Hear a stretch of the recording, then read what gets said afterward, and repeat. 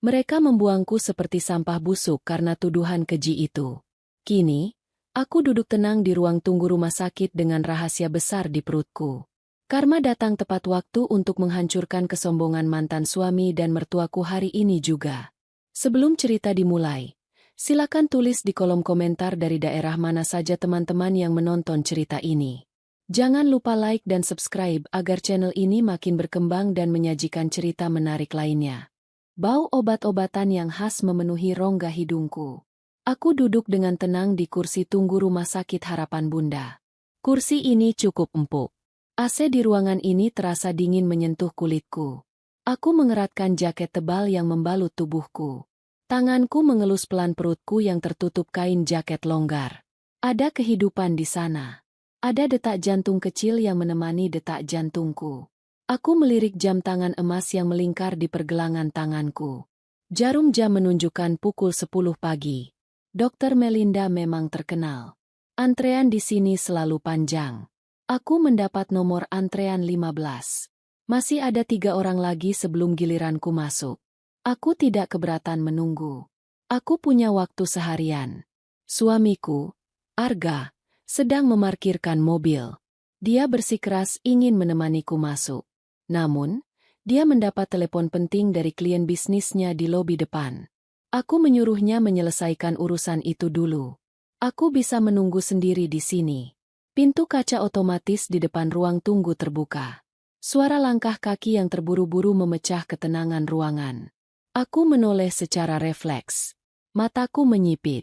Aku mengenali wajah-wajah itu. Wajah-wajah yang pernah mengisi mimpi burukku selama 2 tahun terakhir. Itu Damar, mantan suamiku. Dia terlihat sedikit lebih kurus daripada terakhir kali aku melihatnya. Wajahnya tampak lelah. Lingkaran hitam menggantung di bawah matanya. Di sebelahnya, ada Busari. Mantan mertuaku itu masih terlihat sama. Dia memakai baju batik yang warnanya terlalu mencolok. Wajahnya dipenuhi bedak tebal. Bibirnya bergincu merah menyala. Di sisi lain Damar, ada seorang wanita muda. Itu pasti Bella, istri baru Damar. Perut Bella terlihat rata. Dia memakai gaun ketat yang memamerkan lekuk tubuhnya. Wajahnya cantik, tapi terlihat cemas. Dia terus menggigit bibir bawahnya. Tangan kanannya mencengkeram lengan Damar dengan kuat. Mereka berjalan menuju meja resepsionis. Suara Busari terdengar nyaring. Dia selalu berbicara dengan volume tinggi. Dia tidak peduli orang lain merasa terganggu. "Mbak, kami mau daftar. Anak saya mau periksa kandungan," kata Busari dengan nada sombong. Perawat di meja resepsionis tersenyum sopan. "Sudah buat janji sebelumnya, Bu?" "Sudah dong. Atas nama Bella," jawab Busari cepat.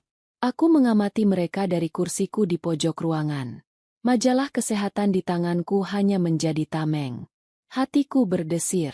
Bukan karena rindu. Bukan juga karena cinta. Ada rasa panas yang menjalar di dadaku. Itu rasa sakit hati yang lama terpendam. Luka itu belum sepenuhnya kering. Mereka selesai mendaftar. Mereka berbalik mencari tempat duduk.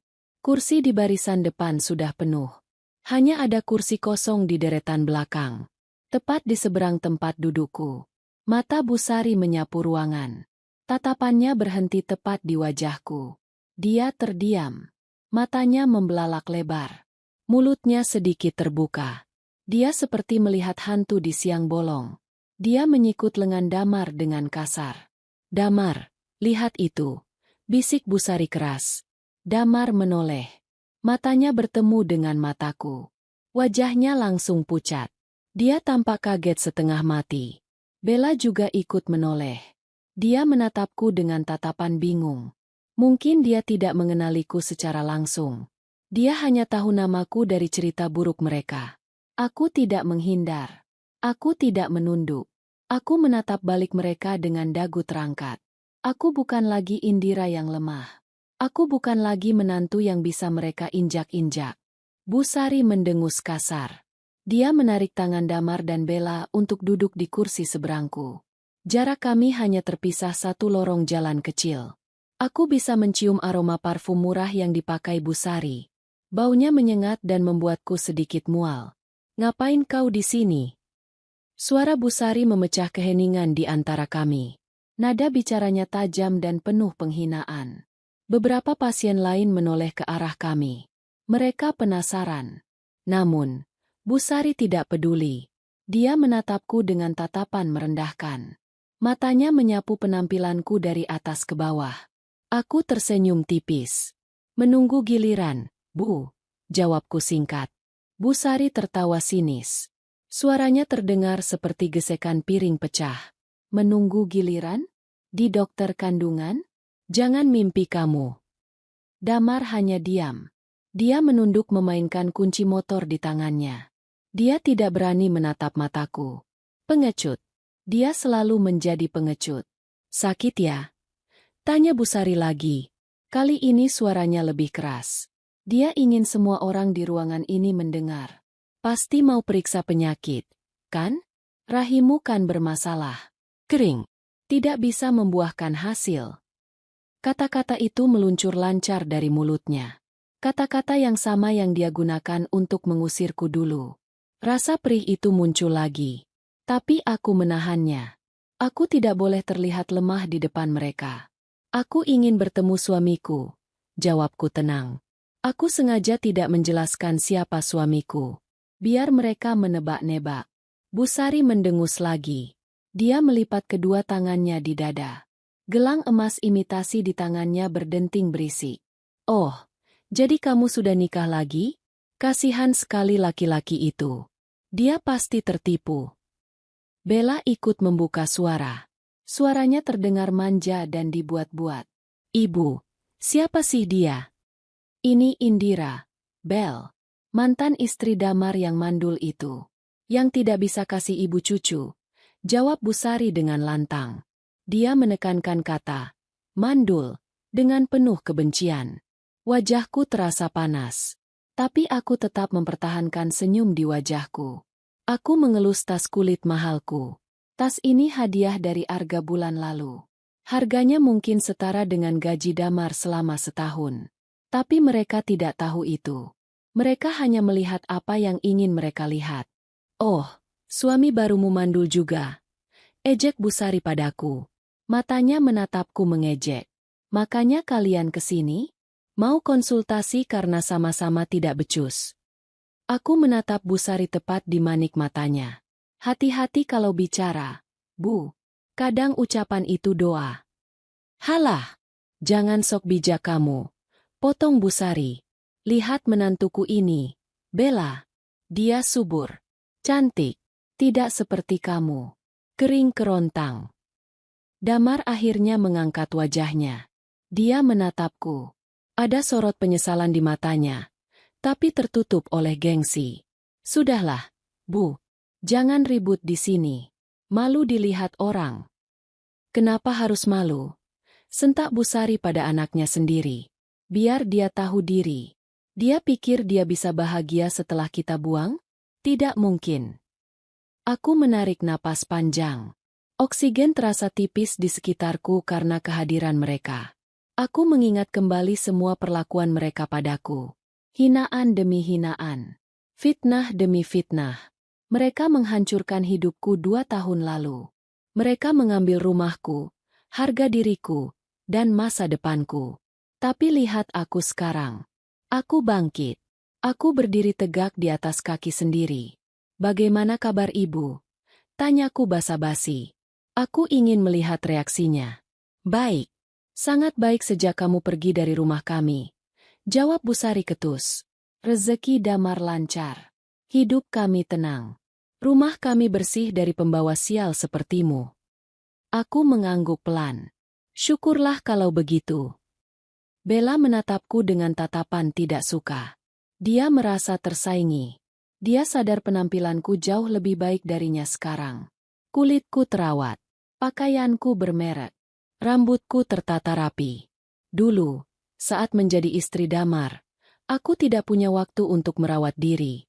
Aku sibuk mengurus rumah, memasak, mencuci, dan melayani semua keinginan Busari. Uang belanja dari Damar tidak pernah cukup untuk membeli kosmetik. Sekarang, Arga memanjakanku seperti ratu. Kamu sendiri ngapain masih di sini? Tidak dipanggil-panggil. Tanya Bella sinis. Jangan-jangan kamu cuma numpang duduk karena di luar panas. Busari tertawa lagi. Bisa jadi, Bel. Dia kan tidak punya uang. Mana mampu bayar dokter Melinda. Dokter ini mahal. Aku hampir tertawa mendengar ucapan mereka. Mereka tidak tahu bahwa Arga adalah salah satu investor di rumah sakit ini. Aku mendapat pelayanan VIP. Tapi aku diam saja. Waktunya belum tepat. Pintu ruang praktik terbuka.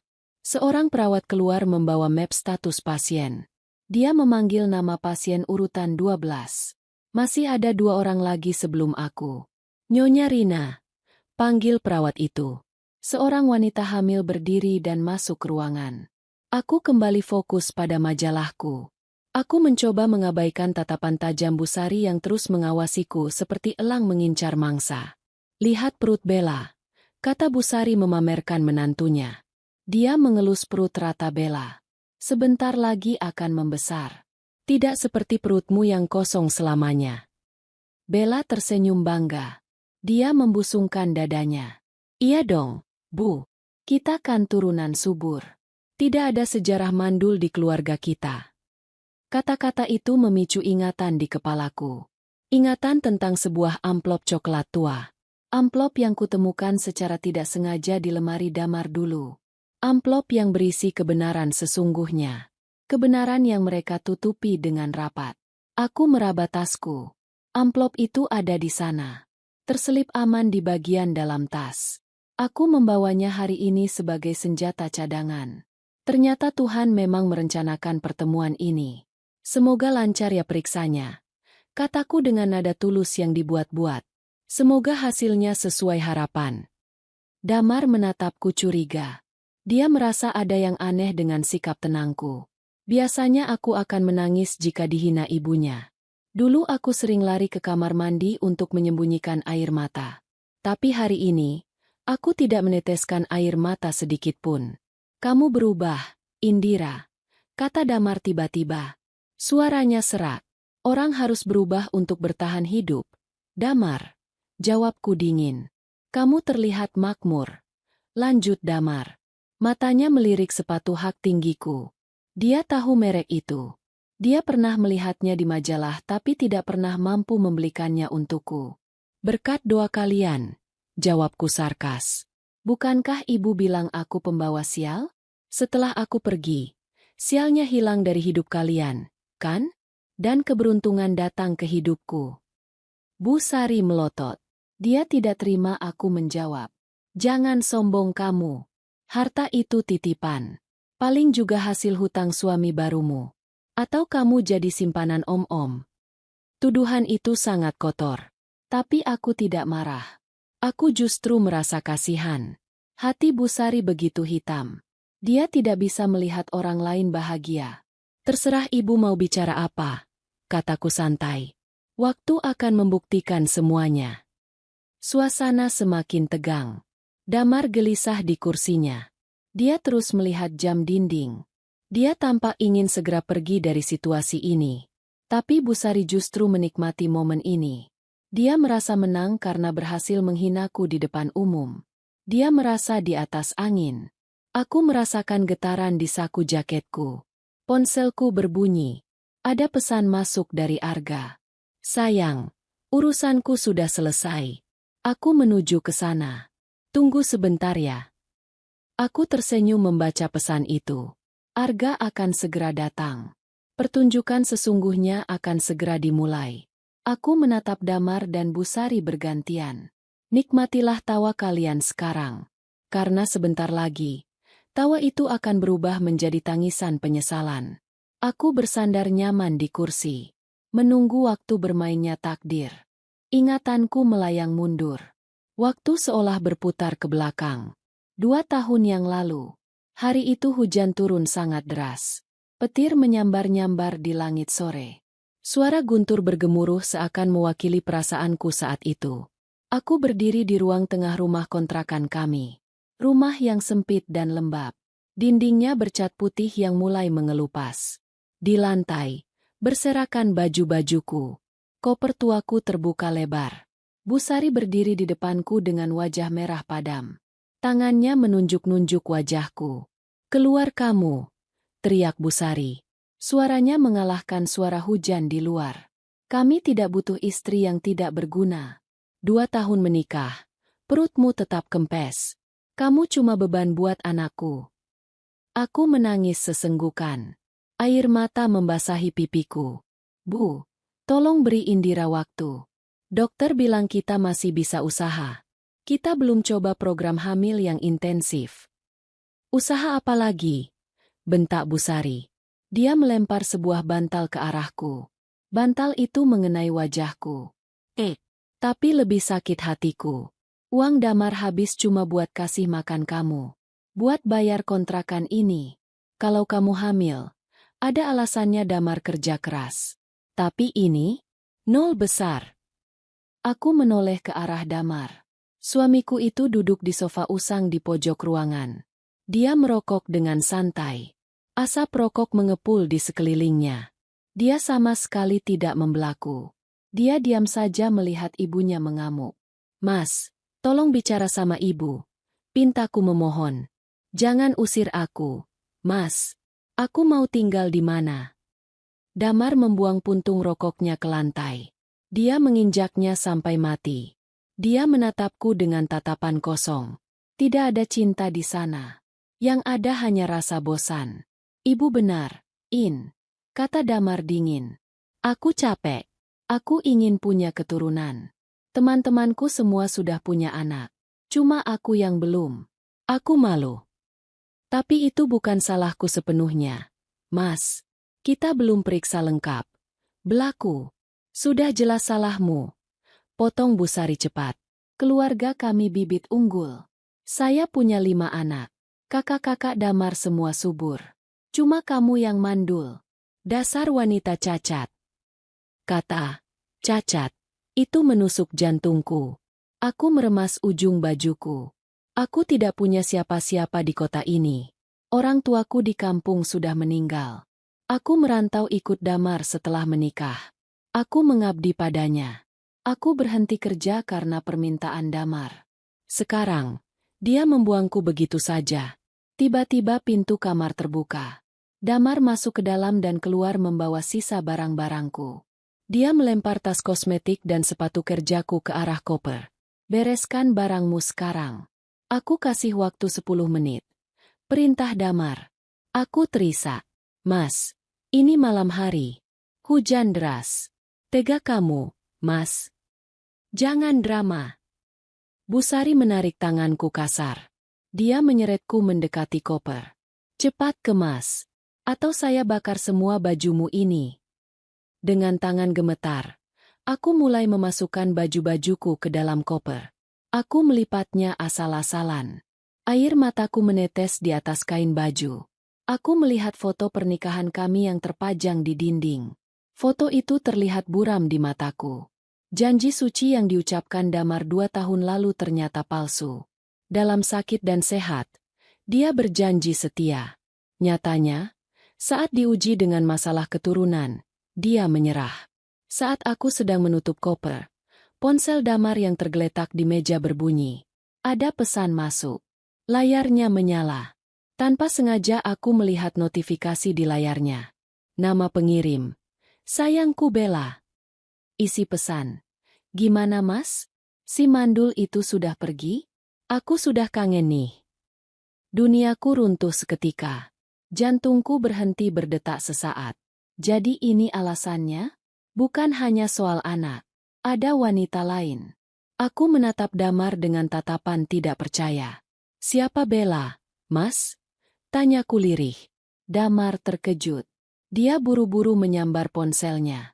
Wajahnya panik sebentar, lalu berubah menjadi defensif. "Bukan urusanmu. Kita sudah selesai." "Kamu selingkuh." Suaraku meninggi. Rasa sedihku berubah menjadi amarah. "Kamu mengusirku bukan karena aku mandul, tapi karena kamu punya wanita lain." Bu Sari maju membela anaknya. Dia mendorong bahuku keras sampai aku terhuyung ke belakang. Jaga mulutmu. Wajar Damar cari yang lain. Kamu tidak bisa kasih apa yang dia mau. Bella itu wanita sempurna. Dia janji akan kasih Damar anak laki-laki. Kalian jahat. Desisku. Kalian manusia tanpa hati. Pergi. Teriak Damar. Dia menyeret koperku keluar pintu. Dia melemparkannya ke halaman rumah yang becek. Koperku terguling di lumpur. Aku mengejar koperku. Hujan langsung membasahi tubuhku. Dingin menusuk tulang. Aku berdiri di tengah hujan, menatap dua orang yang pernah kuanggap keluarga itu. Mereka berdiri di teras rumah yang kering. Mereka menatapku dengan tatapan jijik. Jangan pernah kembali lagi ke sini, ancam Busari. Awas kalau kamu berani minta harta Gonogini. Kamu tidak punya hak apa-apa. Kamu cuma numpang hidup selama ini. Aku yang bantu bayar cicilan motor Mas Damar pakai uang tabunganku. Teriakku melawan suara hujan. Aku yang lunasi hutang ibu di warung. Itu kewajibanmu sebagai istri. Balas Busari tak mau kalah. Anggap saja itu uang sewa kamu tinggal di sini. Damar menutup pintu rumah dengan keras. Bunyi, bam, yang nyaring mengakhiri pernikahan kami. Lampu teras dimatikan. Mereka membiarkanku dalam kegelapan. Aku sendirian. Basah kuyup. Kedinginan. Di saku celanaku hanya ada dompet tipis berisi uang Rp50.000. Tidak cukup untuk sewa hotel. Tidak cukup untuk tiket pulang kampung. Aku menyeret koperku yang berat karena lumpur. Rodanya macet. Aku harus mengangkatnya setengah menyeret. Aku berjalan menyusuri gang sempit itu. Tetangga mungkin mendengar keributan kami, tapi tidak ada yang keluar. Mereka tidak mau ikut campur urusan rumah tangga orang. Aku berjalan tanpa tujuan menuju jalan raya. Air mataku menyatu dengan air hujan. Aku merasa sangat rendah. Sangat tidak berharga. Malam itu, aku berteduh di halte bus yang sepi. Aku duduk meringkuk memeluk lutut di atas bangku besi yang dingin. Tubuhku menggigil hebat. Gigiku gemerata. Aku menatap jalanan yang kosong. Di saat itulah aku bersumpah. Sumpah di bawah guyuran hujan dan kilatan petir. Aku tidak akan mati konyol di sini. Aku akan bangkit. Aku akan bekerja keras. Aku akan menjadi kaya raya. Dan suatu hari nanti, aku akan berdiri di hadapan mereka lagi. Bukan sebagai Indira yang lemah dan miskin, tapi sebagai Indira yang kuat dan tak terkalahkan. Aku akan membuat mereka menyesali setiap detik perlakuan mereka malam ini. Malam itu menjadi titik balik hidupku. Rasa sakit itu menjadi bahan bakar. Kebencian itu menjadi motivasi. Aku tidak tahu bagaimana caranya. Tapi aku yakin Tuhan tidak tidur. Dia melihat air mata orang yang teraniaya. Dan benar saja. Takdir membawaku bertemu Arga 6 bulan kemudian. Saat aku bekerja sebagai pelayan di sebuah restoran, Arga melihat kegigihanku. Dia melihat ketulusanku. Dia tidak peduli dengan masa laluku. Dia mengangkat derajatku. Dia menyembuhkan lukaku. Kembali ke masa kini. Ruang tunggu rumah sakit yang dingin. Bayangan malam hujan itu perlahan memudar. Digantikan oleh wajah nyata Damar dan Busari di hadapanku. Mereka tidak tahu betapa kerasnya perjuanganku untuk sampai di titik ini. Mereka pikir mereka masih bisa mengintimidasi aku. Mereka salah besar. Aku meraba perutku lagi. Ada satu fakta yang belum mereka tahu. Fakta yang akan menjadi pukulan telak bagi mereka. Dulu mereka menuduhku mandul. Tapi nyatanya, aku hamil alami dengan Arga hanya 3 bulan setelah kami menikah. Dokter bilang rahimku sangat sehat. Tidak ada masalah sama sekali. Lalu, kenapa dulu aku tidak hamil dengan Damar? Jawabannya ada di amplop yang kusimpan di tasku. Jawaban yang kutemukan seminggu sebelum aku diusir. Tapi belum sempat kubuka saat itu. Aku baru membukanya setelah bercerai. Surat hasil tes laboratorium Damar. Surat yang disembunyikan Damar rapat-rapat di bawah tumpukan baju lamanya. Damar pembohong besar. Dia tahu ada yang salah dengan dirinya. Tapi dia membiarkan ibunya menyalahkanku. Dia membiarkan aku dihina dan dicaci maki. Dia melindungi ego laki-lakinya dengan mengorbankan mental istrinya. Kejahatan itu harus dibayar. Dan hari ini adalah hari penagihan. Kok senyum-senyum sendiri? Gila ya? Suara cempreng Bella membuyarkan lamunanku. Aku menatap Bella. Kasihan dia. Dia tidak tahu apa yang dia hadapi. Dia bangga merebut barang rongsokan dari tanganku. Aku hanya sedang mengingat masa lalu. Bella, jawabku tenang. Masa lalu yang mengajarkan aku untuk membedakan mana berlian, mana kerikil. Maksudmu suamiku kerikil? Tanya Bella marah. Bukan aku yang bilang, loh. Jawabku sambil mengangkat bahu. Bu Sari hendak memarahiku lagi. Tapi suara perawat menginterupsi. Nyonya Bella. Panggil perawat. Bu Sari dan Bella langsung berdiri dengan semangat. Damar ikut berdiri dengan malas. Ayo, Bel. Tunjukkan sama dia kalau kita bisa punya anak. Kata Bu Sari sambil melirikku sinis. Mereka berjalan menuju pintu ruang periksa. Sebelum masuk, Damar menoleh ke belakang sekali lagi. Dia menatapku. Ada rasa penasaran di matanya. Mungkin dia heran kenapa aku begitu tenang. Mungkin instingnya mengatakan ada bahaya yang mengintai. Aku membalas tatapannya dengan senyum misterius. Masuklah, Damar. Masuklah ke ruang penghakimanmu. Dokter Melinda adalah dokter yang jujur. Dia tidak akan menyembunyikan fakta medis demi menjaga perasaanmu. Pintu tertutup. Mereka menghilang di balik pintu putih itu. Aku menghela napas panjang. Babak pertama sudah selesai. Sekarang tinggal menunggu bom waktu meledak. Aku mengeluarkan ponselku. Aku mengirim pesan lagi pada Arga. Mereka sudah masuk. Kamu bisa datang sekarang. Balasannya datang dengan cepat. Siap. Sayang. Aku Otwu dari lobi. Aku merapikan bajuku. Aku memoles sedikit lipstik di bibirku agar terlihat lebih segar. Aku harus tampil sempurna saat kemenangan itu tiba. Ini bukan sekadar balas dendam. Ini adalah pembuktian keadilan Tuhan. Udara di dalam ruang tunggu Rumah Sakit Harapan Bunda masih terasa dingin. Namun pikiranku melayang jauh menembus batas waktu. Aku kembali terseret ke sebuah ingatan 3 bulan sebelum malam pengusiran itu terjadi. Hari itu adalah hari Minggu yang panas. Matahari bersinar terik, seolah ingin membakar atap seng rumah kontrakan kami. Saat itu, aku sedang melakukan rutinitas mingguanku sebagai istri yang berbakti namun tak pernah dihargai. Bu Sari sedang pergi ke acara arisan sosialita di rumah temannya, memamerkan perhiasan yang dibeli dari uang bonus tahunan Damar. Damar sendiri sedang pergi memancing dengan teman-temannya.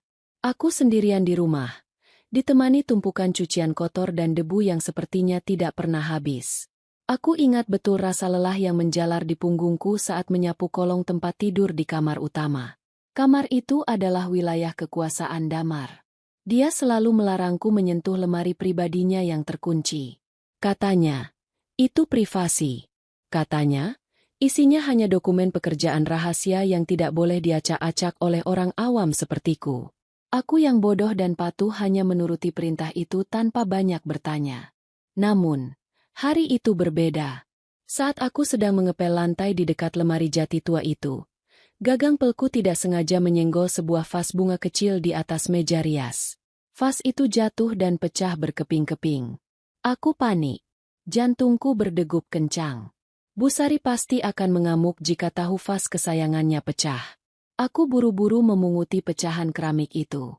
Saat aku membungkuk untuk mengambil serpihan terkecil di bawah lemari, mataku menangkap kilauan logam. Itu sebuah kunci kecil. Kunci itu terselip di celah antara kaki lemari dan lantai ubin yang retak. Rupanya kunci itu jatuh dan Damar tidak menyadarinya. Rasa penasaran tiba-tiba menyelinap di hatiku. Setan atau malaikat, entah siapa yang berbisik, mendorongku untuk mengambil kunci itu. Aku tahu ini salah. Aku tahu aku melanggar privasi suamiku. Tapi, ada dorongan kuat yang mengatakan bahwa ada sesuatu yang harus aku ketahui di dalam sana. Dengan tangan gemetar, aku memungut kunci itu. Aku menoleh ke arah pintu kamar, memastikan tidak ada orang yang datang. Rumah sepi. Hanya suara kipas angin tua yang berputar berisik. Aku berdiri dan mencocokkan kunci itu ke lubang kunci laci paling bawah lemari Damar. Klik. Suara kunci terbuka terdengar nyaring di telingaku. Aku menarik laci itu perlahan. Bau kertas tua dan kamper menyeruak keluar. Isinya berantakan. Ada tumpukan slip gaji, buku tabungan lama, dan beberapa foto masa kecil Damar. Aku mengaduk-aduk isinya, mencari apa yang sebenarnya disembunyikan Damar. Awalnya aku tidak menemukan apa-apa yang mencurigakan. Hanya dokumen biasa. Aku hampir menutup laci itu kembali, merasa bersalah karena telah curiga. Namun, saat aku hendak mendorong laci itu, jemariku menyentuh sebuah amplop coklat besar yang diselipkan di bawah alas kertas koran di dasar laci. Amplop itu terlihat berbeda. Tidak ada logo perusahaan tempat Damar bekerja. Justru, ada logo sebuah klinik laboratorium kesehatan ternama di kota sebelah. Laboratorium Klinik Prodia. Gumamku membaca kop surat itu. Tanggal yang tertera di amplop itu adalah 6 bulan yang lalu. Dahiku berkerut.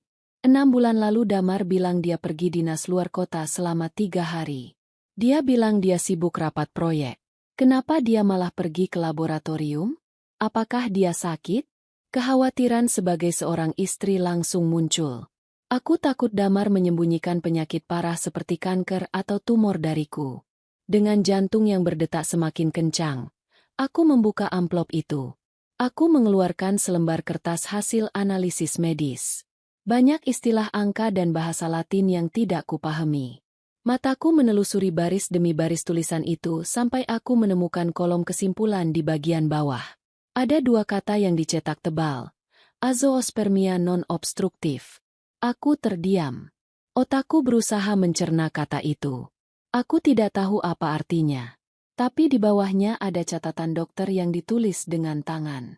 Tulisan itu berbunyi, kualitas sperma 0. Produksi sperma tidak ditemukan dalam air mani. Kemungkinan untuk membuahi secara alami adalah nihil, steril permanen. Disarankan konseling untuk opsi adopsi atau donor sperma. Duniaku seakan berhenti berputar. Kertas itu terlepas dari tanganku dan jatuh ke lantai. Selama 2 tahun pernikahan kami, mereka menyalahkanku. Bu Sari selalu menunjuk perutku dan berkata aku tanah gersang. Damar selalu diam saat ibunya menghinaku, membiarkan aku menanggung beban rasa bersalah itu sendirian. Aku minum jamu pahit setiap pagi. Aku dipijat oleh dukun bayi sampai perutku memar. Aku melakukan diet ketat, menghindari makanan ini dan itu demi menyuburkan kandungan. Aku rela melakukan semuanya karena aku pikir akulah yang rusak. Ternyata bukan aku. Ternyata Damar. Suamiku sendiri. Dia mandul. Dan yang lebih menyakitkan, dia sudah tahu fakta ini sejak 6 bulan lalu. Dia memeriksakan dirinya diam-diam tanpa memberitahuku. Dia tahu hasilnya, tapi dia memilih untuk diam. Dia membiarkan ibunya terus mencaci makiku setiap hari. Dia membiarkan aku menangis di kamar mandi memohon ampun pada Tuhan karena tidak bisa memberikan keturunan. Betapa jahatnya dia. Betapa pengecutnya laki-laki yang kucintai ini. Air mataku menetes, bukan karena sedih, tapi karena marah. Rasa dikhianati itu begitu perih menyayat hati. Aku merasa seperti orang bodoh yang dipermainkan dalam sandiwara mereka. Damar menjaga ego dan harga dirinya sebagai laki-laki dengan mengorbankan mental istrinya sendiri. Dia lebih memilih melihatku hancur daripada mengakui kekurangannya di depan ibunya. Aku mengambil kembali kertas itu. Tanganku meremas pinggirannya dengan kuat. Ingin rasanya aku berteriak saat itu juga. Ingin rasanya aku menunggu dia pulang dan melempar kertas ini ke wajahnya. Ingin rasanya aku membungkam mulut Bu Sari dengan bukti ini. Tapi, suara motor terdengar di depan rumah. Itu suara motor Damar. Dia pulang lebih cepat. Kepanikan melanda diriku. Aku tidak bisa menghadapinya sekarang. Aku belum siap. Pikiranku masih kacau. Aku belum punya rencana. Jika aku konfrontasi sekarang, dia pasti akan menyangkal, atau lebih buruk lagi, dia akan membalikan fakta dan menghancurkan bukti ini. Aku butuh strategi. Aku butuh waktu untuk berpikir. Dengan gerakan kilat, aku memasukkan kembali kertas itu ke dalam amplop. Tapi aku tidak mengembalikannya ke laci. Aku berlari ke kamarku sendiri, ke lemari pakaianku yang berisi baju-baju lusuh. Aku menyelipkan amplop itu di antara lipatan kain batik peninggalan almarhumah ibuku. Itu tempat paling aman yang aku punya. Tidak ada yang pernah menyentuh baju-baju lamaku. Setelah itu, aku kembali ke kamar Damar, mengunci laci itu, dan meletakkan kuncinya kembali di bawah lemari, persis seperti posisi semula. Aku pura-pura sibuk mengepel saat Damar masuk rumah dengan wajah ceria membawa hasil pancingan. "Masak apa hari ini?" tanya Damar santai, seolah tidak ada dosa yang dia sembunyikan. Aku menatap punggungnya. Rasa cinta yang dulu ada kini bercampur dengan rasa jijik. "Masak sayur asem, Mas," jawabku datar. Sejak hari itu, aku berubah. Aku tidak lagi menangis saat Bu Sari menghinaku. Setiap kali dia bilang aku mandul, aku hanya tersenyum dalam hati. Aku memegang kartu as mereka. Aku memegang senjata yang bisa menghancurkan kebanggaan keluarga ini dalam sekejap. Namun, aku bodoh saat itu. Aku terlalu naif. Aku berpikir untuk menggunakan bukti itu sebagai alat negosiasi jika suatu saat Damar mau berubah. Aku masih berharap kami bisa memperbaiki pernikahan ini. Aku berpikir mungkin Damar takut dan butuh waktu untuk jujur. Aku menunggu dia bicara. Aku menunggu kejujurannya. Tapi kejujuran itu tidak pernah datang. Yang datang justru pengusiran di malam hujan itu. Saat aku diusir, aku tidak sempat mengeluarkan bukti ini. Emosiku terlalu hancur. Lagi pula, apa gunanya membuktikan dia mandul di saat dia sudah memilih wanita lain? Dia berselingkuh dengan Bella. Pengkhianatannya berlapis-lapis. Membuktikan dia mandul malam itu tidak akan membuat dia kembali padaku. Itu hanya akan membuat mereka semakin membenciku dan mungkin melakukan kekerasan fisik. Jadi, aku membawa rahasia itu pergi bersamaku. Aku menyimpan amplop itu di koperku yang basah kuyup. Amplop itu menjadi satu-satunya harta berharga yang kubawa dari neraka itu. Sekarang, di ruang tunggu rumah sakit ini, aku meraba tasku. Senjata itu ada di sana. Tersimpan rapi dalam map plastik baru agar tidak rusak. Kertas yang sama yang kutemukan 2 tahun lalu. Kertas yang menjadi saksi bisu kebusukan Damar. Dulu aku menyimpannya karena cinta dan harapan. Hari ini, aku membawanya untuk keadilan. Dulu aku diam untuk menjaga perasaannya. Hari ini, aku akan bicara untuk menghancurkan egonya. Senjata yang kutemukan di bawah tumpukan debu itu kini siap meledak tepat di wajah mereka. Lamunanku tentang masa lalu perlahan memudar. Berganti dengan realitas persiapan yang kulakukan seminggu terakhir ini. Balas dendam ini bukanlah tindakan impulsif.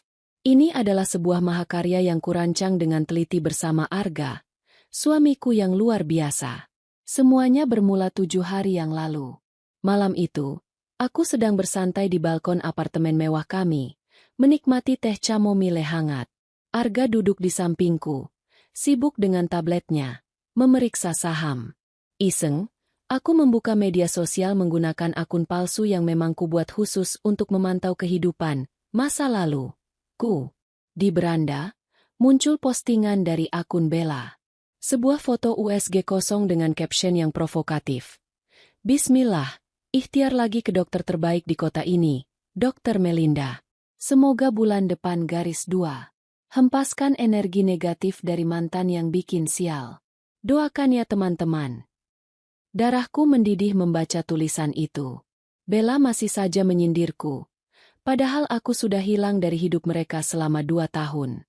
Dia menandai lokasi rumah sakit Harapan Bunda dan menyebutkan tanggal serta jam praktek yang akan dia datangi minggu depan. "Kenapa, sayang? Kok mukanya ditekuk begitu?" tanya Arga lembut. Dia meletakkan tabletnya dan membelai rambutku. Aku menoleh padanya. Arga adalah kebalikan dari Damar. Dia matang, bijaksana, dan sangat protektif. Aku tidak pernah menyembunyikan masa laluku darinya. Dia tahu semua tentang Damar, Bu Sari, dan tuduhan mandul itu. Dia juga tahu tentang surat medis yang kusimpan. "Lihat ini, Mas," kataku sambil menyodorkan ponselku. Arga membaca postingan itu. Rahangnya mengeras. Dia tidak suka ada orang yang menyakiti istrinya, walau hanya lewat tulisan di dunia maya. Mereka masih belum sadar juga ya? Sudah hidup pas-pasan, sombongnya masih selangit. Mas, mereka mau ke dokter Melinda minggu depan, kataku pelan. Sebuah ide gila mulai tumbuh di kepalaku. Dokter Melinda itu dokter kandungan kita juga, kan? Arga mengangguk. Iya. Kenapa? Kamu mau ganti dokter? Tidak, jawabku cepat. Mataku menatap tajam ke arah Arga. Aku mau jadwal kontrol kehamilanku dimajukan. Aku mau di hari yang sama, jam yang sama dengan mereka. Arga terdiam sejenak. Dia menatapku dalam-dalam, mencoba menyelami isi hatiku. Kamu mau ketemu mereka? Aku mau mengakhiri ini, Mas. Aku mau mereka tahu bahwa aku tidak mandul. Aku mau mereka tahu siapa yang sebenarnya rusak. Aku punya buktinya, kataku sambil menunjuk ke arah laci meja kerjaku di mana surat medis damarku simpan. Kamu yakin siap mental, Indira? Bertemu mereka bisa membuka luka lama? Tanya Arga khawatir. Dia menggenggam tanganku erat. Aku sudah sembuh, Mas. Berkat kamu. Justru karena aku sudah sembuh dan bahagia, aku merasa perlu memberi pelajaran pada mereka. Bukan karena dendam buta, tapi agar mereka berhenti menyebar fitnah. Selama mereka masih berpikir aku mandul, mereka akan terus menjadikan aku kambing hitam atas ketidakbahagiaan mereka. Arga tersenyum bangga. Dia mencium punggung tanganku. Baiklah, kalau itu mau ratuku, aku akan dukung 100%. Kita buat skenario yang cantik. Aku kenal pemilik rumah sakit itu. Kita bisa dapat akses VIP, tapi kita akan masuk lewat pintu reguler biar mereka lihat kita. Malam itu, kami menyusun rencana. Arga menelepon asisten pribadinya untuk mengatur ulang jadwal pertemuan bisnisnya agar dia bisa menemaniku. Dia juga memastikan aku mendapatkan nomor antrean yang berdekatan dengan perkiraan jam kedatangan Bella. Hari-hari berikutnya kuhabiskan dengan persiapan mental dan fisik. Aku pergi ke salon, merawat diri dari ujung rambut sampai ujung kaki. Aku ingin tampil sempurna. Penampilan adalah senjata pertama. Aku ingin saat mereka melihatku, mereka melihat sosok wanita sukses yang jauh dari bayangan, menantu kumuh yang dulu mereka hina. Aku memilih pakaianku dengan hati-hati. Bukan gaun pesta yang berlebihan, tapi setelan kasual yang elegan dan mahal. Jaket trench coat warna krem dari merek desainer terkenal, tas kulit asli, dan sepatu hak tinggi yang nyaman. Aku ingin memancarkan aura, old money, kekayaan yang tenang namun mengintimidasi. Malam sebelum hari H, aku membuka brankas kecil di rumah kami. Di sana, tersimpan amplop coklat tua itu. Aku mengeluarkannya dan membacanya sekali lagi. Kertasnya sudah agak menguning, tapi tintanya masih jelas. Azoospermia. Satu kata yang akan meruntuhkan kesombongan Busari. Satu kata yang akan membuat Bella sadar bahwa dia menikahi tong kosong yang nyaring bunyinya. Masih sakit bacanya? Tanya Arga yang tiba-tiba berdiri di pintu kamar. Aku menggeleng. Tidak sakit, Mas. Cuma ironis. Kertas ini seharusnya menyelamatkan pernikahanku dulu. Tapi sekarang kertas ini justru akan membebaskan aku sepenuhnya dari bayang-bayang mereka. Bawa itu besok, kata Arga tegas. Jika mereka berani menghinamu satu kata saja, gunakan itu. Jangan ragu, aku akan berdiri di belakangmu. Kalau Damar macam-macam, dia berurusan denganku. Dan inilah kami sekarang. Rencana itu berjalan mulus. Skenario pertemuan di ruang tunggu terjadi persis seperti dugaanku. Mereka datang dengan kesombongan khas mereka. Mereka langsung menyerangku dengan kata-kata pedas. Arga mengirim pesan lagi. Aku masuk 5 menit lagi. Biarkan mereka merasa menang sebentar lagi. Semakin tinggi mereka terbang, semakin sakit jatuhnya. Aku tersenyum menatap layar ponsel. Arga benar. Biarkan Busari berkoar-koar tentang kesuburan menantunya. Biarkan Bella memamerkan perut ratanya. Biarkan Damar merasa aman dalam kebohongannya. Aku menarik napas dalam-dalam, mengisi paru-paruku dengan ketenangan. Aku mengelus perutku yang kini sudah mulai membuncit sedikit. meski tertutup jaket. Anakku, kamu akan menjadi saksi betapa kuatnya ibumu. Kamu tidak akan pernah merasakan penghinaan seperti yang ibu rasakan dulu. Ayahmu Arga dan ibu akan melindungimu. Pintu ruang periksa Dr. Melinda masih tertutup rapat. Di dalamnya, aku bisa membayangkan apa yang terjadi. Dr. Melinda adalah profesional yang ketat. Dia pasti akan melakukan USG pada Bella, lalu menanyakan riwayat suami. Dia akan menyarankan tes sperma jika belum hamil dalam waktu lama. Tapi aku punya kejutan yang lebih cepat. Begitu mereka keluar, dan begitu dokter mengumumkan hasilnya, aku akan menyempurnakan kehancuran mereka dengan kertas tua ini. Strategiku sederhana. Biarkan mereka menghina sampai puas. Sudah terlaksana. Tunggu hasil pemeriksaan dokter yang akan mematahkan klaim kehamilan Bella. Sedang berlangsung. Tunjukkan bukti bahwa aku hamil. Kartu truf 1. Tunjukkan bukti damar mandul sejak lama. Kartu truf 2. Ini adalah skakmat. Tidak ada celah bagi mereka untuk lari. Suara langkah kaki tegap terdengar mendekat dari arah koridor utama. Aroma parfum maskulin yang mahal dan familiar tercium. Aku menoleh. Arga datang. Dia terlihat sangat gagah dengan setelan jas abu-abu pas badan. Rambutnya disisir rapi ke belakang. Aura wibawanya membuat beberapa perawat muda mencuri pandang. Dia berjalan lurus ke arahku, mengabaikan tatapan orang-orang. Dia tersenyum hangat, senyum yang hanya dia berikan padaku. Maaf lama menunggu, sayang. Sapanya dengan suara bariton yang lembut namun terdengar jelas di seluruh ruangan. Dia mengecup keningku mesra. Tidak apa-apa, Mas. Acaranya baru mau dimulai. Bisikku sambil mengedipkan sebelah mata. Arga duduk di sampingku, merangkul bahuku dengan protektif. Mana mereka? Bisiknya. Di dalam, jawabku, mengarahkan dagu ke pintu ruang praktik Dr. Melinda. Tepat saat itu, pintu ruang praktik terbuka. Pintu ruang praktik Dr. Melinda terbuka perlahan.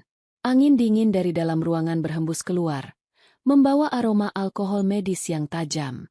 Damar, Bella, dan Bu Sari melangkah keluar dengan wajah yang sulit dijelaskan. Tidak ada senyum kemenangan di wajah mereka. Tidak ada tawa riang yang tadi mereka pamerkan sebelum masuk. Justru, ada kekalutan yang menggantung di pelupuk mata mereka. Bella berjalan paling depan sambil meremas kertas pengantar laboratorium. Wajahnya ditekuk masam. Bibirnya mengerucut seolah menahan kesal. Bu Sari berjalan di belakangnya sambil mengomel pelan. Tangannya sibuk membetulkan letak tasnya yang merosot. Sementara Damar, mantan suamiku itu, berjalan paling belakang dengan kepala tertunduk. Langkahnya berat seolah kakinya dipasungi besi. Aku mengamati perubahan drastis itu dengan kepuasan yang menjalar di dada. Aku meremas tangan Arga yang hangat di bahuku. Arga mengerti kodeku. Dia menegakkan punggungnya, menampilkan aura dominan yang tidak bisa diabaikan. Mereka bertiga kembali duduk di kursi deretan depan, tepat di hadapan kami. Awalnya mereka tidak menyadari kehadiran Arga karena sibuk dengan kebingungan mereka sendiri. Masa harus tes sperma segala sih, Bu? Keluh Bella dengan suara cempreng yang memecah keheningan ruang tunggu. Dia mengibaskan kertas di tangannya dengan kasar. Dokter itu aneh. Padahal aku yang mau hamil. Kenapa Mas Damar yang disuruh periksa? Kan sudah jelas Mas Damar sehat. Dia laki-laki tulen. Jantungku berdesir. Umpan sudah dilempar oleh dokter. Sekarang giliranku menarik kailnya. Bu Sari langsung menyahut dengan nada defensif. Dokter Melinda itu cuma cari uang tambahan. Bel, biasalah rumah sakit. Mereka mau memeras kita dengan tes-tes yang tidak perlu. Damar itu anak ibu. Ibu tahu dia sehat walafiat. Kakak-kakaknya saja anaknya 5 semua. Mana mungkin Damar bermasalah? Damar diam saja. Wajahnya semakin pucat. Keringat dingin mulai muncul di pelipisnya meski ruangan ber-AC sangat dingin. Dia tahu, jauh di lubuk hatinya, dia tahu momok itu datang menghantuinya lagi. Aku berdehem pelan, cukup keras untuk menarik perhatian mereka. Ada masalah? Kok mukanya ditekuk semua? Katanya tadi mau pamer hasil positif. Bu Sari menoleh cepat. Matanya melotot saat melihat laki-laki gagah yang duduk di sampingku. Arga menatap Busari dengan tatapan dingin dan tajam, membuat nyali wanita tua itu sedikit menciut. Namun, gengsi Busari terlalu tinggi untuk runtuh begitu saja. Indira, masih di sini kamu? Cibir Busari, mencoba menutupi kegugupannya. Matanya melirik Arga dari ujung kaki ke ujung kepala, menilai harga setelan jas yang dikenakan suamiku. Oh, ini suami barumu? Ganteng juga. Tapi sayang, pasti nasibnya sama sialnya kayak Damar dulu, dapat istri mandul. Arga tersenyum miring. Senyum yang berbahaya. Maaf, Bu. Koreksi sedikit. Istri saya tidak mandul. Dan tolong jaga bicara Anda. Ini tempat umum, bukan pasar ikan. Suara Arga berat dan berwibawa. Busari terdiam sejenak. Dia tidak terbiasa dilawan oleh laki-laki dengan aura kekuasaan seperti Arga. Damar biasanya hanya diam atau menunduk jika ibunya bicara. Siapa bilang pasar ikan? Busari membalas ketus. Tapi volumenya mengecil. Saya cuma bicara fakta. Mantan menantu saya ini memang rusak. Aku tertawa renyah. Tawa yang kubuat sesantai mungkin. Ibu, masih saja menyangkal. Tadi saya dengar Bella bilang dokter minta tes sperma ya? Wah, itu prosedur standar kalau dokter curiga ada masalah di pihak laki-laki. Loh, jangan sok tahu kamu. Bentak Bella. Dia menatapku nyalang. Mas Damar itu perkasa. Tidak mungkin dia yang bermasalah. Dokter cuma mau memastikan saja. Benarkah? Aku memiringkan kepalaku, menatap Damar lurus-lurus. Tatapanku menusuk langsung ke bola matanya yang gelisah. Damar, kamu tidak lupakan sejarah kesehatanmu? Atau kamu tidak pernah cerita sama istrimu yang cantik ini? Damar tersentak. Dia mengangkat wajahnya. Matanya memancarkan sinyal memohon agar aku diam. Indira, tolong. Desisnya pelan. Cerita apa? Sambar Bella curiga. Dia menoleh ke arah Damar. Mas, ada apa sih? Kamu sembunyikan sesuatu.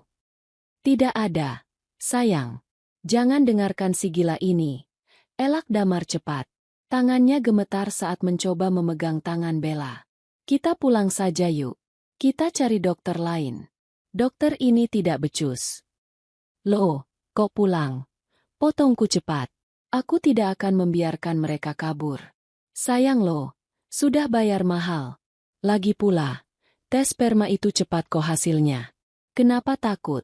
Damar? Kalau kamu merasa jantan, seperti kata ibumu, buktikan saja. Masuk ke lab, keluarkan sampel, selesai. Kecuali, kamu takut hasilnya nol. Kata nol menggema di udara. Damar membeku. Wajahnya berubah dari pucat menjadi seputih kertas. Dia seperti maling yang tertangkap basah. Busari yang tidak terima anaknya di pojokan langsung berdiri. Dia menunjuk wajahku dengan telunjuknya yang keriput. Jaga mulutmu ya. Kamu ini dendam kesumat sama anak saya karena dicerai. Jangan sebar fitnah. Anak saya sehat. Kamu yang mandul. Kamu. Arga berdiri perlahan. Tingginya yang mencapai 180 cm membuat Busari harus mendongak. Arga tidak perlu berteriak. Dia hanya berdiri tegap melindungi aku. Ibu, panggil Arga dengan nada rendah yang mengintimidasi. Istri saya bicara baik-baik. Kami hanya memberi saran medis. Saya baca banyak artikel. Pria yang terlihat sehat di luar, belum tentu sehat di dalam. Apalagi kalau punya riwayat gaya hidup tidak sehat atau kelainan genetik. Indira hanya peduli. Peduli apanya? Dia mau menghancurkan rumah tangga anak saya. Teriak Busari histeris. Beberapa satpam mulai mendekat. Tapi Arga memberi kode tangan agar mereka menahan diri. Arga adalah donatur di sini. Satpam pun segan padanya. Aku menarik lengan jas Arga agar dia duduk kembali. Permainan mentalku belum selesai. Aku mengambil sebuah majalah kesehatan yang ada di meja. Aku membukanya sembarangan. Pura-pura membaca. Di sini tertulis, Bacaku dengan suara lantang. Ciri-ciri pria infertil seringkali tidak terlihat secara fisik. Namun, salah satu tandanya adalah ketidakmampuan membuahi pasangan dalam kurun waktu 1 tahun meski aktif berhubungan. Penyebabnya bisa karena azoospermia, yaitu kondisi di mana tidak ada sperma sama sekali dalam cairan mani. Aku menutup majalah itu dan menatap Bella dengan tatapan kasihan. Kasihannya, wanita yang menikah dengan pria seperti itu. Dia akan terus berharap, minum obat penyubur, disuntik hormon, padahal suaminya yang kosong. Sia-sia pengorbanannya. Bella mulai termakan omonganku. Wajahnya tampak ragu. Dia melepaskan tangan Damar. Mas, kenapa kamu diam saja? Jawab dong. Kamu sehat kan? Damar tergagap. Iya Bel, aku sehat. Kamu tahu kan kita sering melakukannya. Aku normal. Seksualitas dan kesuburan itu dua hal berbeda. Damar, selaku tajam. Kamu bisa saja hebat di ranjang. Tapi kalau yang keluar cuma cairan kosong, ya percuma. Itu namanya menembak tanpa peluru. Bu Sari semakin panas. Dia merasa kehormatan keluarganya diinjak-injak. Cukup. Ayo Damar. Bella, kita pulang. Jangan ladeni orang gila ini. Kalau kalian pulang sekarang tanpa tes, kataku tenang namun menekan. Itu sama saja kalian mengakui kalau Damar memang bermasalah. Bella akan selamanya dihantui rasa penasaran. Dan ibu akan selamanya hidup dalam penyangkalan. Bella menahan langkahnya.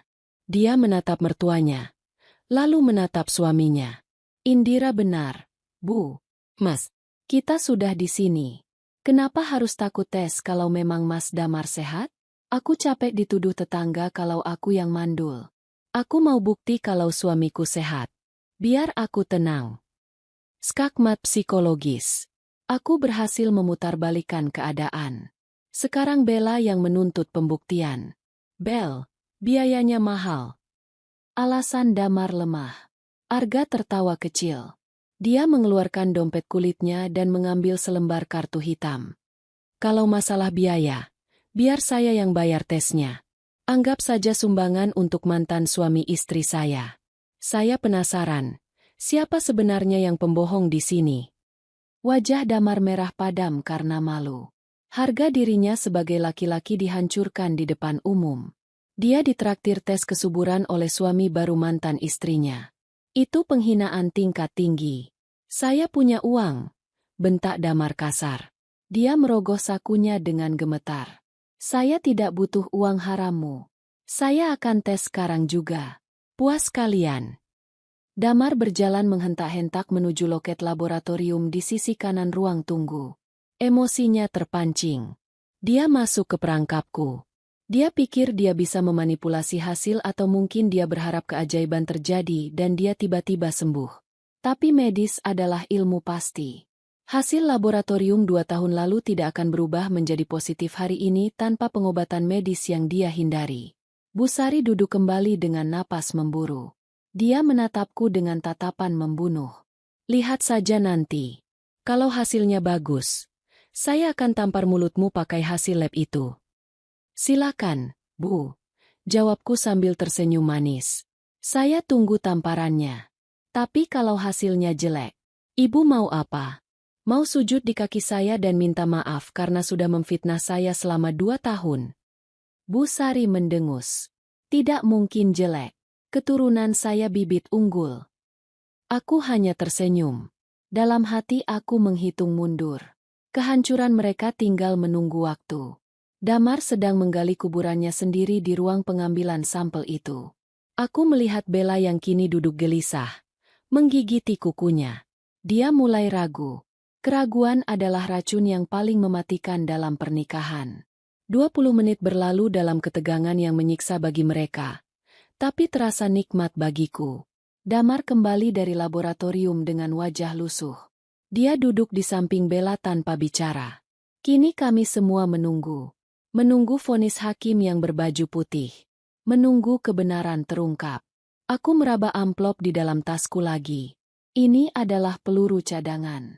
Jika hasil lab hari ini entah bagaimana bisa dimanipulasi, Aku akan mengeluarkan hasil lab lama yang asli. Tapi aku percaya kredibilitas rumah sakit ini. Arga merangkulku makin erat. Kamu hebat, bisiknya di telingaku. Kamu tenang sekali. Aku tenang karena aku memegang kunci jawabannya. Mas, bisikku balik. Suasana hening mencekam. Detik jam dinding terdengar seperti detak bom waktu. Sampai akhirnya, pintu ruang Dokter Melinda terbuka lebar. Kali ini dokter itu sendiri yang keluar, membawa 2 map di tangannya. Wajahnya serius namun ramah saat menatap ke arahku.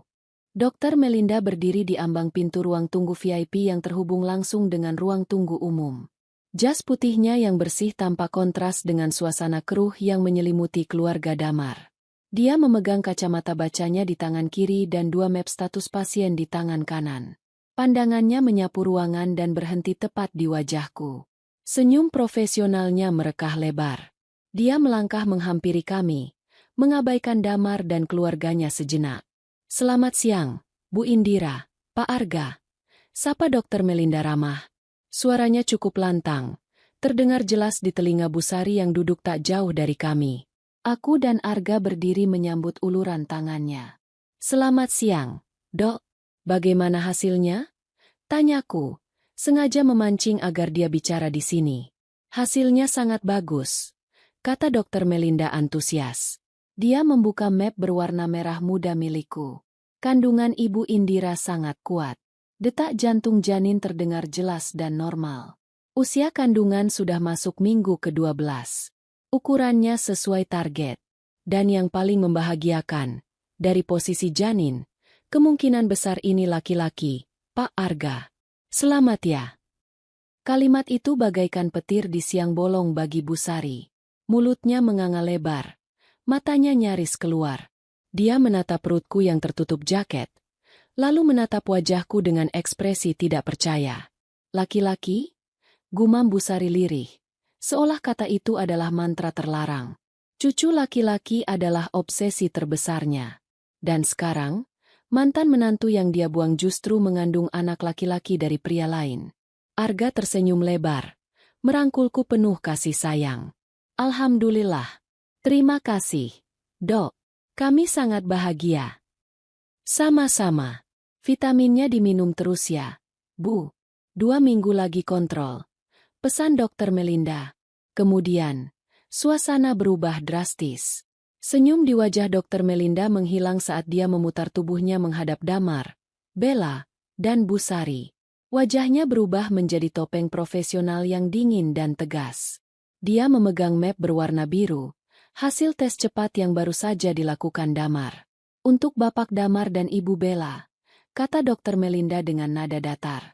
Damar berdiri dengan lutut gemetar. Bella ikut berdiri. Wajahnya penuh harap-harap cemas. Bu Sari menahan napas. Gimana, Dok? Menantu saya hamil kan? Anak saya sehat kan? Serbu Bu Sari tidak sabar. Dokter Melinda menghela napas panjang. Dia menatap Damar sekilas. Tatapan yang menyiratkan rasa kasihan sekaligus teguran. Bu Bella, dari hasil USG tadi, rahim ibu sehat. Tidak ada masalah. Namun, alasan ibu belum hamil selama setahun ini bukan ada pada ibu. Bella mengerutkan kening. Maksud dokter? Dokter Melinda membuka map biru itu dan menunjukkannya pada Damar. Pak Damar, hasil analisis sperma yang baru saja Bapak lakukan di laboratorium kami mengkonfirmasi kecurigaan saya. Hasilnya menunjukkan azoospermia. Jumlah sperma dalam sampel Bapak adalah 0. Hening. 1 detik. 2 detik. 3 detik. Keheningan itu pecah oleh teriakan Bella. Apa? Bu Sari terhuyung ke belakang. Jatuh terduduk di kursinya. Wajahnya pucat pasi seperti mayat. Dokter bohong. Dokter pasti salah periksa. Alatnya rusak. Teriak Bu Sari histeris, menyangkal kenyataan yang menampar wajahnya. Ibu, tegur Dokter Melinda tegas. Alat kami berstandar internasional. Kami melakukan tes 2 kali untuk memastikan. Hasilnya konsisten. Pak Damar mengalami sterilitas. Secara medis, Pak Damar tidak mungkin membuahi sel telur secara alami. Ini kondisi permanen. Damar menunduk dalam-dalam. Dia tidak berani menatap siapapun. Bahunya merosot. Rahasia yang dia jaga mati-matian akhirnya terbongkar di tempat paling memalukan. Di depan mantan istri yang pernah dia fitnah. Bella menoleh ke arah Damar dengan tatapan horor. "Mas, jadi selama ini, kamu mandul." Suaranya bergetar menahan tangis dan amarah. "Kamu bilang Indira yang mandul. Kamu bilang kamu sehat. Kamu tipu aku, Mas." Damar mencoba memegang tangan Bella. "Bel, dengar dulu aku. Jangan sentuh aku." Tepis Bella kasar. Dia mendorong dada Damar hingga suaminya itu terhuyung. "Aku nikah sama kamu karena aku mau anak. Kamu janji kasih aku anak. Ternyata kamu barang rusak." Kata-kata Bella persis seperti kata-kata Busari padaku dulu. Karma itu berputar sangat cepat dan presisi. Di tengah kekacauan itu, aku melangkah maju. "Ini saatnya pukulan terakhir. Chop de Grace." "Tunggu sebentar." Suaraku membelah keributan. Semua orang menoleh padaku, termasuk Dokter Melinda. Aku membuka tasku perlahan. Mengeluarkan amplop coklat tua yang sudah kusiapkan. Amplop yang sudah 2 tahun menunggu momen ini. Aku berjalan mendekati Busari yang masih syok di kursi. "Busari." Panggilku lembut tapi mematikan. "Ibu bilang Dokter Melinda salah periksa? Ibu bilang alatnya rusak hari ini." Aku melempar amplop itu ke pangkuan Busari. "Coba ibu buka itu. Itu surat cinta dari masa lalu."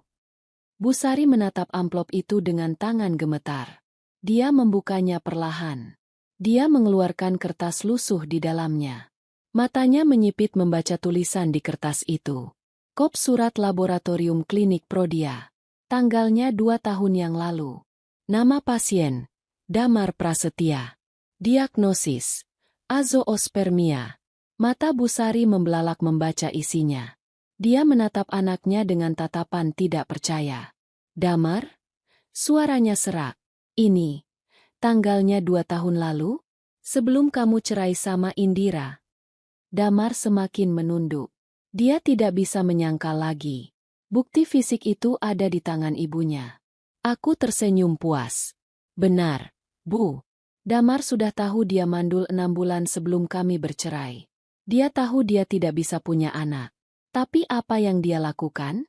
Dia diam saja saat ibu memaki-maki saya setiap hari. Dia diam saja saat ibu mengusir saya di tengah hujan. Dia membiarkan saya menanggung aib kemandulan dia sendirian." Aku menatap Damar dengan tatapan jijik. "Kamu bukan cuma mandul fisik, Damar. Kamu juga mandul hati nurani." Bella merebut kertas itu dari tangan Busari. Dia membacanya sekilas lalu berteriak histeris. Dia memukuli dada Damar dengan tas tangannya. "Penipu. Kamu penipu. Kamu jebak aku. Kamu tahu kamu mandul tapi kamu nikahi aku. Kamu hancurkan masa mudaku." Keributan itu menarik perhatian seluruh pengunjung rumah sakit. Pasien lain mulai merekam kejadian itu dengan ponsel mereka. Damar hanya bisa pasrah dipukuli istrinya di depan umum.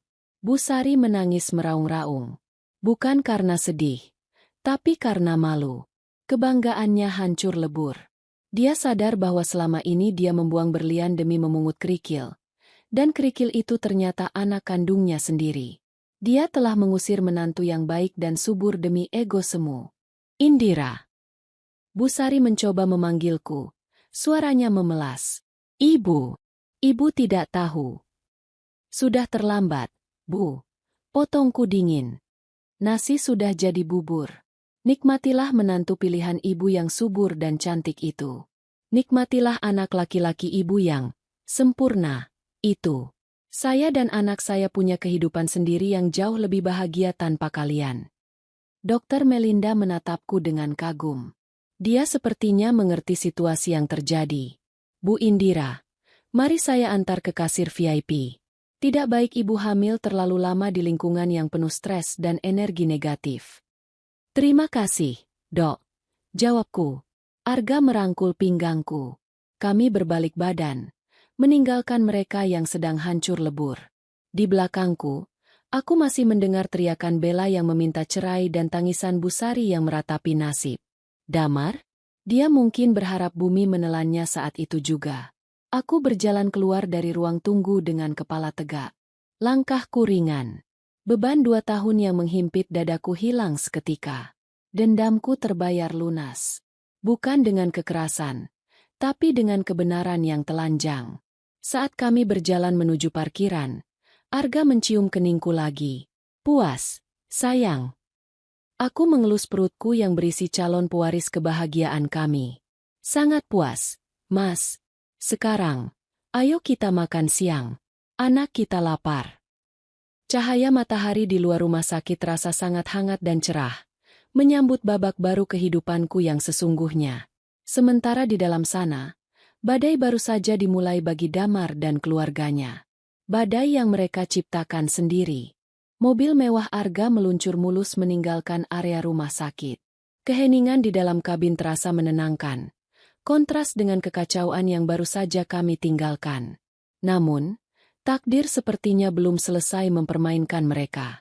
Arga tiba-tiba memelankan laju mobil saat kami melewati jalanan menuju perumahan lama tempat aku dan Damar dulu tinggal. Sayang, aku ingin mampir sebentar ke rumah Bu Tejo. Beliau memesan catering untuk acara syukuran cucunya minggu depan.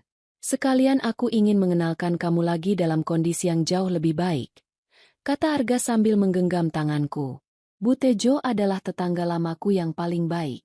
Dialah satu-satunya orang yang memberiku makanan diam-diam saat Bu Sari tidak memberiku uang belanja. Aku mengangguk setuju. Boleh, Mas. Aku juga rindu beliau. Namun, saat mobil kami berbelok masuk ke gang perumahan yang sempit itu, jalanan macet total. Banyak motor terparkir sembarangan. Orang-orang berkerumun di tengah jalan. Suara teriakan dan makian terdengar membahana membelah udara siang yang panas. Ada apa itu? Tanya Arga heran. Jantungku berdegup kencang saat menyadari di mana kerumunan itu berpusat. Itu tepat di depan rumah Damar. Rumah kontrakan yang dulu kutinggali, yang kini ditempati Damar, Bu Sari, dan Bella. Arga memarkirkan mobil agak jauh agar tidak tergores. Kami turun dan berjalan mendekat. Kerumunan tetangga langsung membelah memberi jalan saat melihat penampilan kami yang mencolok. Bisik-bisik mulai terdengar. Itu Indira, kan? Ya ampun, cantik sekali dia sekarang. Lihat suaminya, gagah betul. Mobilnya mewah, loh. Aku mengabaikan bisikan itu. Mataku tertuju pada pemandangan di teras rumah. Pemandangan yang sangat memuaskan sekaligus miris. Bella sedang mengamuk. Dia tidak sendirian. Dia membawa 2 orang laki-laki berbadan besar. Sepertinya kakaknya. Koper-koper besar sudah tergeletak di halaman. Baju-baju Damar dan Bu Sari berserakan di tanah. Kotor terkena debu jalanan. Keluar kalian semua. Keluar dari rumahku. Teriak Bella histeris. Wajah cantiknya merah padam karena marah dan menangis. Maskaranya luntur menghitamkan pipinya. Bu Sari sedang berlutut di kaki Bella, memegangi ujung gaun menantunya itu. Bella, jangan begini, nak. Kita bicarakan baik-baik. Ini rumah suami kamu juga. Otan. Bella menendang tangan Bu Sari hingga terlepas. Suami. Suami penipu maksud ibu. Dia mandul. Dia cacat. Dan ibu sekongkol menipu saya. Kalian membiarkan saya menikah dengan laki-laki yang tidak bisa kasih keturunan. Demi harta saya kan? Ternyata dugaanku benar. Rumah ini diperbaiki dan sewanya diperpanjang menggunakan uang Bella. Damar tidak punya apa-apa. Damar berdiri di pojok teras dengan wajah lebam. Sepertinya kakak-kakak Bella sudah memberinya pelajaran fisik sebelum kami datang. Dia diam 1000 bahasa. Dia tidak berani melawan. Rahasianya sudah terbongkar. Senjatanya sudah tumpul. Saya bayar sewa rumah ini setahun penuh. Saya isi perabotannya. Sekarang saya mau semuanya kembali. Kalian keluar sekarang juga hanya dengan baju di badan. Sisanya saya sita sebagai ganti rugi sakit hati saya. Bella berteriak lantang. Dia tidak peduli aib rumah tangganya didengar satu kelurahan. Tapi kami mau tinggal di mana, Bel? Ratap Bu Sari. Air matanya deras mengalir. Tolonglah ibu. Ibu sudah tua. Pikir saja sendiri. Bentak salah satu kakak Bella. Waktu kalian tipu adik saya, kalian tidak mikir? Kalian jebak adik saya nikah sama laki-laki mandul. Itu namanya penipuan publik. Para tetangga mulai bersuara. Mereka yang dulu sering ikut mencibirku karena hasutan Bu Sari, kini berbalik menyerang. Tuh kan, Bu Sari kena batunya. Dulu galak banget sama Indira. Ternyata anaknya yang mandul. Malu-maluin. Kasihan si Bella.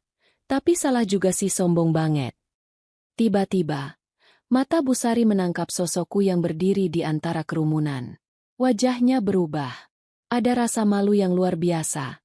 Tapi juga ada keputusasaan yang membuatnya nekat. Dia bangkit dan berlari ke arahku. Dia menerobos kerumunan tetangga. Indira! Indira, tolong ibu! Seru Bu Sari. Dia hendak memeluk kakiku. Tapi Arga dengan sigap menghalanginya dengan tubuh tegapnya. Jangan sentuh istri saya, kata Arga dingin. Suaranya rendah tapi membuat Bu Sari mundur ketakutan. Indira, tolong bilang sama Bella. Tolong jelaskan kalau Damar itu orang baik. Kamu kan pernah jadi istrinya. Kamu tahu Damar itu baik. Racau Bu Sari. Dia sudah kehilangan akal sehatnya. Dia meminta tolong pada orang yang pernah dia buang. Aku menatap mantan mertuaku itu dengan tatapan datar. Dulu, wanita ini berdiri berkacak pinggang saat aku menyeret koper keluar dari rumah itu di tengah hujan. Sekarang, dia mengemis di hadapanku. Maaf, Bu, jawabku tenang.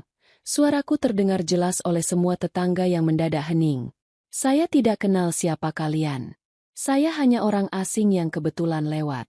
Bukankah ibu dulu bilang saya ini orang luar? Pembawa sial. Jangan begitu. Ibu hilaf. Ibu minta maaf. Tolong kasih kami pinjaman uang buat cari kontrakan baru. Suamimu kan kaya. Pasti uang segitu kecil buat kalian. Pinta Bu Sari tanpa tahu malu. Para tetangga menyoraki Bu Sari. Tidak tahu malu. Arga tertawa sinis. Dia merangkul pinggangku erat. Ibu, uang saya memang banyak. Tapi 1 rupiah pun haram hukumnya jatuh ke tangan orang yang sudah menyakiti istri saya. Kalian menuai apa yang kalian tanam. Bella yang melihatku, berjalan mendekat. Dia tidak memarahiku. Justru dia menatapku dengan tatapan sesama korban. Meski ada gengsi di matanya. Kamu menang, Indira, kata Bella serak. Kamu beruntung bisa lepas dari keluarga parasit ini lebih awal. Saya bodoh baru sadar sekarang. Anggap saja pelajaran mahal, Bella, jawabku singkat. Setidaknya kamu belum punya anak dari dia. Kamu masih bisa mulai lagi. Bella mengangguk kaku. Dia berbalik badan menghadap Damar. Dengar itu Damar. Besok pengacara saya akan kirim surat cerai. Jangan harap dapat 1 sen pun harta gono gini. Saya akan tuntut kamu atas pasal penipuan pernikahan. Damar akhirnya mengangkat wajahnya. Dia menatapku. Matanya basah. Indira, maafkan aku. Bisiknya lirih. Aku menggeleng pelan. Minta maaflah pada Tuhan, Damar. Dan minta maaflah pada ibumu yang sekarang jadi gelandangan karena kebohonganmu. Sebuah mobil patroli polisi datang. Rupanya ada tetangga yang melapor karena takut terjadi keributan fisik lebih parah. 2 orang polisi turun dan mulai menengahi. Mereka meminta Damar dan Bu Sari segera mengemasi barang seperlunya dan meninggalkan rumah itu karena status sewa ada di nama Bella. Aku menyaksikan momen itu. Momen di mana Damar memunguti baju-bajunya yang kotor dari tanah. Momen di mana Bu Sari menangis meraung-raung saat dipaksa keluar dari pagar oleh polisi. Momen di mana para tetangga yang dulu memujanya kini menatapnya dengan jijik. Ini adalah penghakiman publik yang sempurna. Tidak ada yang membela mereka. Tidak ada yang kasihan. Semua topeng kesalehan dan kehormatan yang mereka bangun runtuh seketika. Mereka diusir dari lingkungan itu dengan cara yang paling memalukan. Ditonton oleh semua orang yang mereka kenal. Sudah cukup, Mas. Bisikku pada Arga.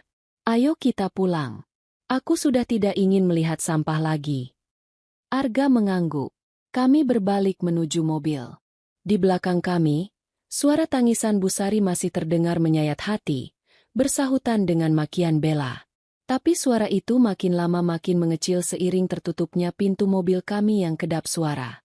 Di dalam mobil, aku mengelus perutku. Anakku, kamu tidak akan pernah mengenal kakek nenek dan ayah seperti mereka. Kamu aman. Kami melewati Bu Tejo yang berdiri di pinggir jalan.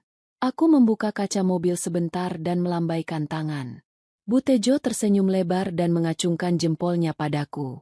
Itu adalah tanda kemenangan. Pengakuan dari masa lalu bahwa aku telah berhasil. Langit sore mulai berwarna jingga. Matahari terbenam menjadi latar belakang runtuhnya sebuah keluarga yang sombong, sekaligus menjadi awal dari kedamaian batinku yang seutuhnya. 6 bulan telah berlalu sejak kejadian menggemparkan di rumah sakit dan pengusiran di perumahan itu.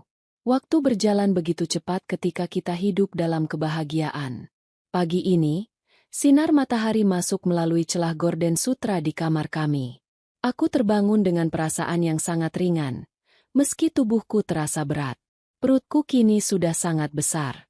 Usia kandunganku memasuki bulan ke-9. Dokter Melinda bilang, jagoan kecil kami bisa lahir kapan saja dalam minggu ini. Aku menoleh ke samping. Arga masih tertidur pulas. Wajahnya terlihat damai. Dia baru pulang larut malam tadi setelah mengurus ekspansi bisnis propertinya keluar pulau. Meski sibuk, dia tidak pernah melewatkan satupun jadwal kontrol kehamilanku. Dia adalah suami siaga yang sempurna. Aku bangun perlahan, menopang punggungku yang pegal. Aku berjalan menuju balkon kamar yang menghadap ke taman belakang. Di bawah sana, para pelayan sedang sibuk mempersiapkan dekorasi. Hari ini kami mengadakan acara syukuran 7 bulanan yang sedikit terlambat, digabung dengan doa bersama menjelang persalinan. Rumah kami yang besar dan megah terasa hidup. Bunga-bunga segar didatangkan langsung dari Bandung. Catering terbaik sudah mulai menata meja prasmanan. Ini adalah kehidupan yang dulu hanya berani kulihat dalam mimpi. Ponselku bergetar di atas meja rias. Ada pesan masuk dari Bu Tejo. Sejak pertemuan terakhir itu, aku sering bertukar kabar dengannya. Assalamualaikum, Enduk Indira. Semoga lancar ya acaranya hari ini. Maaf ibu tidak bisa datang karena lutut lagi kumat. Oh ya, ibu cuma mau kasih kabar. Tadi pagi ibu lihat mantan mertuamu di pasar. Aku tertegun sejenak. Sudah lama aku tidak mendengar kabar tentang mereka. Rasa penasaranku muncul. Waalaikumsalam, Bu Tejo. Terima kasih doanya. Kabar apa, Bu? Mereka tinggal di mana sekarang? Tak lama kemudian, Bu Tejo mengirimkan sebuah foto. Foto yang diambil diam-diam dari kejauhan. Di foto itu, terlihat seorang wanita tua yang kurus dan berantakan. Rambutnya memutih dan tidak terurus. Dia duduk di pinggir jalan pasar becek, menggelar tikar plastik kecil. Di atas tikar itu ada beberapa ikat sayuran layu dan bumbu dapur eceran. Itu Bu Sari, mantan mertuaku yang dulu selalu memakai perhiasan emas dan baju batik mencolok, kini berjualan sayur sisa di pinggir pasar. Wajahnya terlihat tua 10 tahun lebih dari usianya. Tatapannya kosong. Pesan Bu Tejo masuk lagi. Katanya Damar sakit-sakitan. Enduk. Dia kerja serabutan jadi kuli panggul di pasar induk, tapi sering dipecat karena fisiknya lemah dan sering batuk darah. Bella benar-benar menghabisi mereka. Semua aset disita. Mereka sekarang tinggal di petakan sempit dekat bantaran sungai yang sering banjir. Aku menatap foto itu lama. Ada rasa ngilu di hati, tapi bukan rasa sakit karena dendam. Itu rasa kasihan pada sesama manusia yang kehilangan arah. Karma telah bekerja dengan cara yang sangat brutal dan teliti. Mereka yang dulu menghina kemiskinanku, kini merasakan kemiskinan yang jauh lebih parah. Mereka yang dulu menghina rahimku, kini hidup tanpa harapan masa depan. Damar, laki-laki yang dulu kupuja, kini menjadi kuli panggul yang sakit-sakitan. Kehormatan yang dia jaga dengan kebohongan, justru menghancurkan hidupnya sendiri. Andai saja dulu dia jujur, mungkin kami bisa mencari solusi bersama. Mungkin kami bisa adopsi anak dan hidup sederhana tapi bahagia. Tapi kesombongan telah menutup mata hatinya. Sedang lihat apa, sayang? Suara Arga mengejutkanku. Dia memelukku dari belakang, meletakkan dagunya di bahuku. Tangannya yang hangat mengelus perut buncitku. Aku memperlihatkan foto itu pada Arga. Arga melihatnya sekilas, lalu menghela napas. Tuhan Maha Adil. Indira, jangan terlalu dipikirkan. Itu jalan hidup yang mereka pilih sendiri. Aku tidak memikirkannya, Mas. Aku hanya bersyukur. Jawabku jujur. Bersyukur Tuhan menyelamatkan aku dari sana. Bersyukur Tuhan mempertemukan aku denganmu. Arga memutar tubuhku pelan agar menghadapnya. Dia menatap mataku lekat-lekat. Aku yang bersyukur. Kamu wanita terkuat yang pernah aku kenal. Kamu ibu yang hebat untuk anak kita. Tiba-tiba, aku merasakan tendangan kuat dari dalam perutku. Rasanya nyeri tapi membahagiakan. Aduh! Kenapa? Kontraksi. Arga panik seketika. Wajah gagahnya berubah cemas. Aku tertawa melihat kepanikannya. Bukan, Mas. Anaknya nendang. Sepertinya dia setuju sama kata-kata ayahnya. Arga tersenyum lega. Dia berlutut di hadapanku, mencium perutku lama. Halo jagoan. Jangan nakal ya di dalam. Sebentar lagi kita ketemu. Ayah sudah siapkan kamar paling bagus buat kamu. Mainan paling banyak. Dan cinta yang tidak akan pernah habis. Sore harinya, acara doa bersama dimulai. Rumah kami dipenuhi oleh anak-anak yatim piatu yang kami undang. Suara lantunan ayat suci Al-Quran menggema indah di seluruh penjuru rumah. Aku duduk di tengah ruangan, dikelilingi sahabat dan kerabat baru yang tulus menyayangiku. Saat Ustadz memimpin doa untuk keselamatan bayiku, aku menutup mata. Aku memanjatkan doa khusus dalam hatiku. Tuhan, terima kasih atas ujian di masa lalu. Terima kasih atas rasa sakit itu.